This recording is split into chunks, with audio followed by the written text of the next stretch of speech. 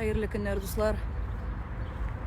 Bugün 8-нче gün киттім мен система алырга, больницада бит инде дневной стационарда.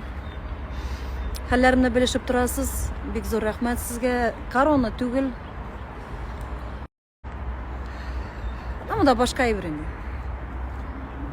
Нервы һәм хроническая усталость организма куйдылар. Но сүзем аның турында түгел дуслар. Барыбызда сәламәтлекне югалткач тын гына бар изләнәбез табибларга. Шуның турында әйтергә идем. Бөтен җирдә түләүле поликлиникалар анализларны биреп була, ширне вакытында кисәтеп була. Бөтенебездә теге киңәш биреп утырган маштер инде без. Былай итәргә кирәге, тигеләй итәргә, ял итәргә кирәк, анализлар бирергә кирәге. Андый сүзләр сөйләргә акыллы бит инде барыбызда. Ләкин бөтенебездә килеп төртелгәчтен генә аңлыйбыз. Шуның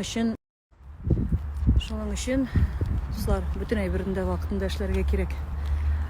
Инде бу соңгы бер елда бик куркыныч больницаларда йөрергә туры килде.